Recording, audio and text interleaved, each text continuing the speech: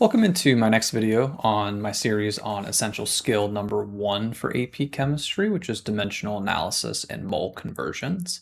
In this video, I'm going to cover how to do stoichiometry problems involving limiting reactants or limiting reagents, it's sometimes called. So the sort of concept behind this is that when we have a chemical reaction that contains multiple reactants, we need all of them to be present for the reaction to occur. Okay, so if we have two reactants, as soon as one runs out, the reaction is going to stop even if we have more of the other because we need both of them present for the reaction to proceed.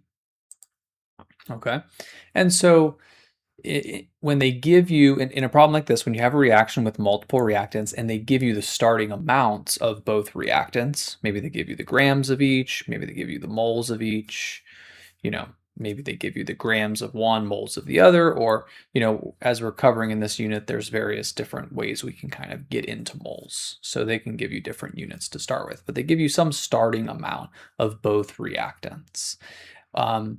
That's sort of a signal to you that you need to do like a limiting reactant problem, as we're going to do in this video. You need to determine what the limiting reactant is, and then you need to use that to help you determine the amount of product that's going to be produced. Okay, so again, the one that runs out first is the limiting reactant, and then the others that don't run out are the excess reactants. Usually there's just going to be two reactants. One is limiting, one is excess, but in theory you could have more than two reactants. And once you kind of determine the limiting reactant, the amount of product that's going to be produced is going to be based on that reactant. It's not going to be based on the excess reactant. Now, the way I'm going to kind of teach you to do it in this video, we're going to kind of do both of these things at the same time. Okay, but it's going to be, the amount of product that's produced is going to be based on the limiting reactant. So this is the example we're going to look at in this problem. So again, notice they give us 20 grams of aluminum reacts with 30 grams of chlorine gas. So we have two reactants. They give us a starting amount of both. So that's a signal that we're going to need to find the limiting reactant. Okay, that's one of the questions as well. But even if they didn't ask this question here, if they just asked this question here, how many grams of aluminum chloride are produced, you should recognize that we need to find the limiting reactant. And again, the way I'm going to show you, we're going to kind of do both. We're going to kind of answer both of these questions at the same time. Okay, we're not really going to figure out which one is limiting first. We're going to kind of figure it out as we're figuring out how much aluminum chloride is produced. You'll see what I mean as we go through this video. So the first step, as with any stoichiometry problem, is to write a balanced chemical equation if it's not already given to us. Okay, so the first thing we have to do in this problem is write out the balanced chemical equation. So we have aluminum reacting with chlorine gas. So it's going to be Al plus Cl2, because chlorine is a diatomic element, so chlorine gas is Cl2. And then aluminum chloride, this is an ionic compound. Aluminum, if you look at the periodic table, has a +3 charge. Chlorine, -1, so it's going to be AlCl3, formula of the product. And then we need to balance the equation. Right now the chlorines are not balanced. We have 2 on the left, 3 on the right, so we need to put a 3 in front of Cl2 and a 2 in front of AlCl3. That gives us 6 chlorines on both sides. And then now we have 2 aluminums on the right. So we need to put a 2 there. So that's our balanced chemical equation. That's the first step. And then what we're going to do is we're just going to do essentially 2 separate calculations. We're going to start with one of the reactants. So we can start with the 20 grams of aluminum and figure out how much aluminum chloride is produced based on that.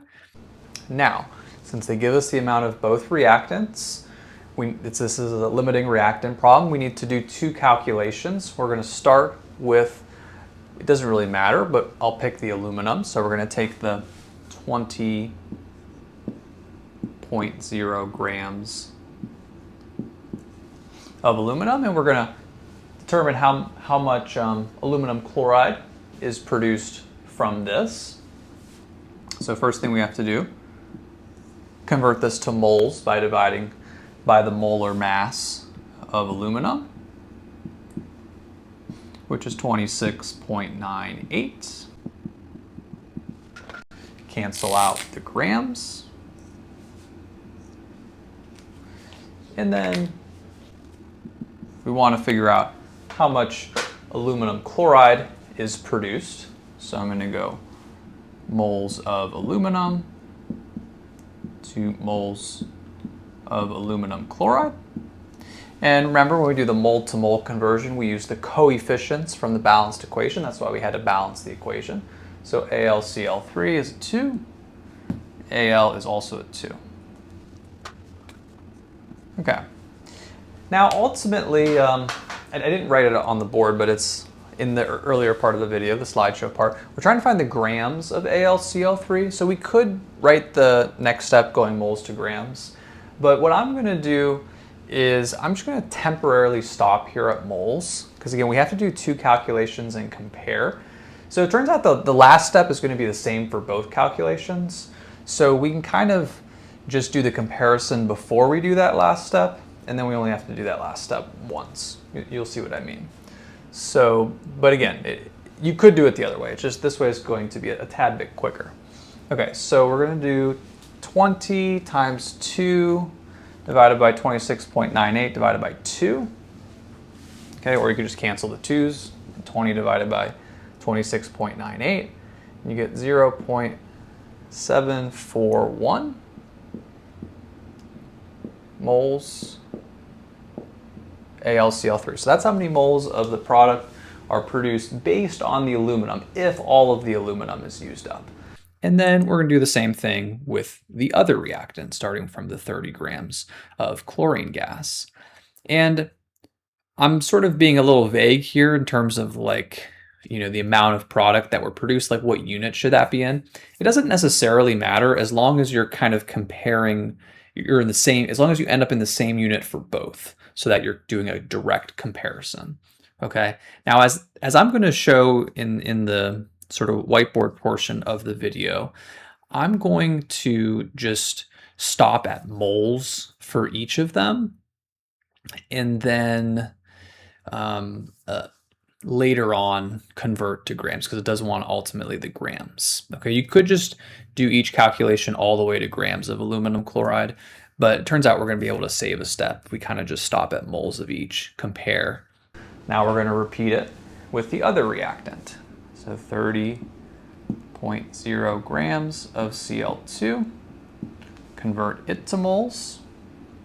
Molar mass of chlorine is 70.90 of Cl2, that is. And then we need to go moles of Cl2 to moles of AlCl3. So moles Cl2 on the bottom,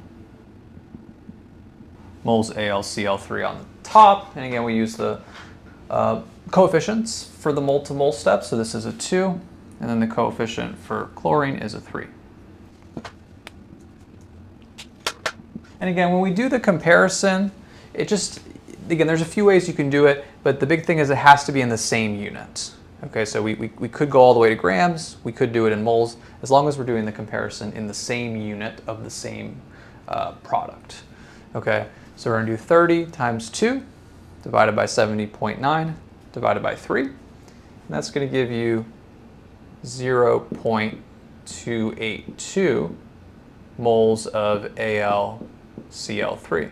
And then what we're going to see in the next step is that and I mentioned this a little bit earlier as well, the amount of product that's produced is based on the limiting reactant. So once we identify which is the limiting reactant, we can just convert that one to grams. Okay, and the limiting reactant is just going to be the one that produces less of the product. So now these are both moles of AlCl3, so we can compare them directly and see that this one is less. this is less, which tells us two things. Number one, that tells us the reactant that produced it, the chlorine, that's our limiting reactant. So obviously, aluminum would be our excess reactant. That's one thing that it tells us. And then the other thing that it tells us is that like this is actually the right value for AlCl3. This is not the right value, okay? We can disregard that number now. That would have been the value if aluminum was the limiting reactant, but aluminum isn't the limiting reactant. Chlorine is the limiting reactant, so the amount of product is always based on the limiting reactant. So this is what I mean when I say we kind of figure out the limiting reactant and figure out the amount of product that's produced at the same time, okay? And then now, ultimately, we do want the answer for aluminum chloride in grams. So this is what I mean. Now that we know this is the right answer, we can just convert this to grams. And we don't have to worry about converting this to grams because this isn't the right answer, okay? So kind of out of room here, so I'm going to write this down here. 0.282 moles of AlCl3, and just convert that to grams. Molar mass of AlCl3 is 133.33. That's going to go on top because grams is on top. Moles cancel. And we get 37.6 grams of AlCl3. That's the grams of our product that should be produced by this reaction. And then here's another question that is commonly asked in these limiting reactant problems is finding the amount of excess reactants. And so we're gonna do that here. So we determined that chlorine is our limiting reactant and aluminum is our excess reactant. So the process for doing this is we're going to do a stoichiometry calculation. Starting from the limiting reactant, start from the starting amount of limiting reactant. So our limiting reactant is chlorine gas. We start with 30 grams of that. So we're going to take that and we're going to convert that, doing a stoichiometry calculation, to our excess reactant. So we're going to go through stoichiometry all the way to grams of aluminum. Okay, that'll tell us how much aluminum is actually used up in the reaction. Okay, so to determine the amount of excess reactant that is remaining at the end of the reaction, we're going to start with the starting amount of our limiting reactant. So our limiting reactant we established was chlorine. We have 30 grams of that. So I'm going to start with that. And I'm going to convert that through a series of steps into grams of the excess reactant. This is going to tell me how much of the excess reactant is used up by the reaction, because we know all of the limiting reactant is used up. The limiting reactant runs out. So by doing this, we figure out how many grams of aluminum are stoichiometrically equivalent to 30 grams of Cl2. And since all 30 grams of Cl2 are used up, then whatever mass we get for Al at the end of this calculation, that tells us how much of Al will be used up. Okay, so going grams of one thing to grams of something else, so we have to do the grams to moles to grams process that we've covered.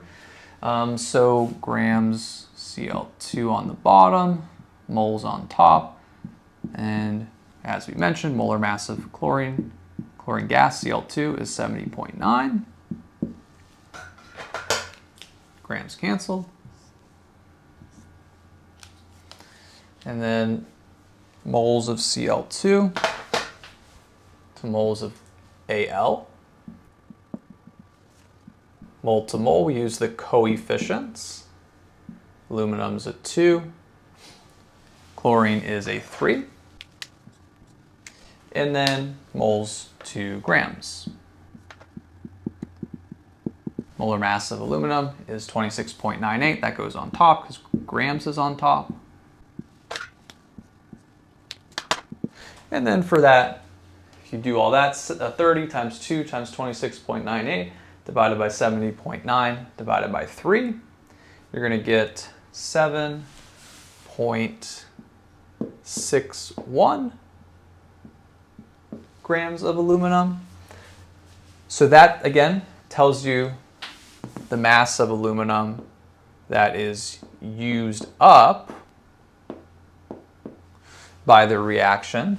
And then we can simply subtract that from the starting amount of the excess reactant, which is aluminum here. Starting amount of that's 20 grams. So we do that minus the amount that was used up that we calculated in step 1 to determine how much of it is remaining or left over or in excess. So if we take the starting amount of aluminum minus the amount that's used up, you'll get the amount that is remaining or left over or in excess. So the starting amount of aluminum is 20 grams. So we'll do 20 grams minus the amount that's used up, 7.61 grams, and that's going to give us 12.4 if we round based on sig figs to fewer number of decimal places. 12.4 grams of Al remaining.